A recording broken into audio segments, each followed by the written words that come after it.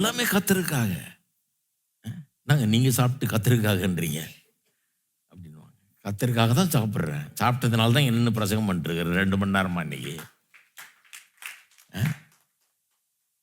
இன்னைக்கு வெறும் கஞ்சி தான்ப்பா, ஒன்றும் கிடையாது, உனக்கு இவ்வளோண்டு தான், இப்போ அரை வயிற்று கஞ்சி போதும் அப்படின்னா பாதியில் மயக்கடிச்சு விழ வேண்டியது தான். நல்லா சாப்பிட்ருக்கேன். கத்தர் என்ன அந்த மாதிரி அரை வயிற்று கஞ்சியில் விடல.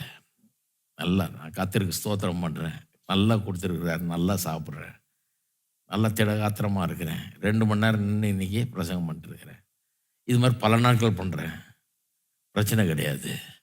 கத்தருக்காக வாழ்கிறேன், நல்லாவே வாழ்கிறேன், அதெல்லாம் ஒன்றும் தப்பு கிடையாது. யோசித்து பாருங்கள். நீங்கள் சம்பாதிக்கணுமா? சம்பாதிக்கணும். சம்பாதிக்கலன்னா தான் தப்பு. சம்பாதிக்கணும். சேர்த்து வைக்கணுமா? நல்லா கவனிங்க. நாங்கள் கோயிலில் சேர்த்து வைக்க கற்றுக் கொடுக்குறீங்க. சேர்த்து வைக்கணும். எப்படி சேர்த்து வைக்கணும்? பதுக்கி பதுக்கி மூட்டை கட்டி அப்படி இல்லை, அப்படி சேர்க்கறது இல்லை. நம்ம எப்படி சேர்க்குறோம்? ஒரு தடவை போய் அந்த ஃபிக்ஸட் டெபாசிட்டில் போடுறதுக்கு ரெக்கரிங் டெபாசிட்டில் போடும்போது எப்படி போடுறோம்? ஆண்டவரே இதை ஆசீர்வதியும், இதை உமக்காக நான் சேர்த்து வைக்கிறேன், என்னைக்கும் ஒரு நாள் உம்முடைய நோக்கத்தை நிறைவேற்றுறதுக்காக இதை நான் செலவழிப்பேன், என்னை நீர் நடத்துவீர், நாளைக்கு ஒரு தேவன் வரும்போது நான் அதை உமக்காக செலவழிப்பேன், உம்முடைய நோக்கத்தை நிறைவேற்றுறதுக்கு என்கிட்ட இருக்கிற எல்லாம் உமக்கு சொந்தம். அப்போ நான் பேங்க்கில் போடுற பணம் கூட அவருக்கு சொந்தம், யாருக்கோ போட்டு வைக்கலங்க, எவனோ அள்ளிட்டு போகிறதுக்கு. ஹலோ, இங்கே சொல்லியிருக்கு பாருங்க, யாரோ அள்ளிட்டு போகிறான்னு. யாரோ அள்ளிட்டு போகிறதில்ல. உங்களுக்கு பிறகு யாருங்க? எனக்கு பிறகு அடுத்த தலைமுறை அதை எடுத்து கத்தருக்காக செலவழிப்பாங்க. அதுக்கு தான் சேர்த்து வச்சிருக்கிறேன்.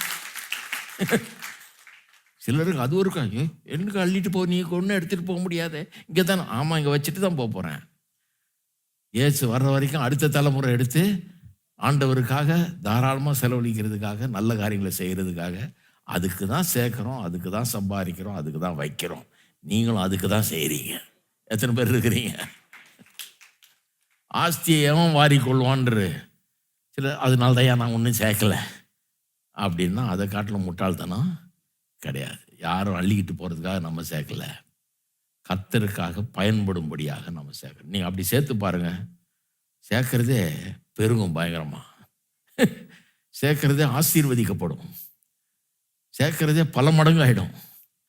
அந்த சேர்க்கறதுலேயே ஒரு ஆசீர்வாதம் இருக்கும். ஏன்னா நோக்கம் கரெக்டாக இருக்குதே.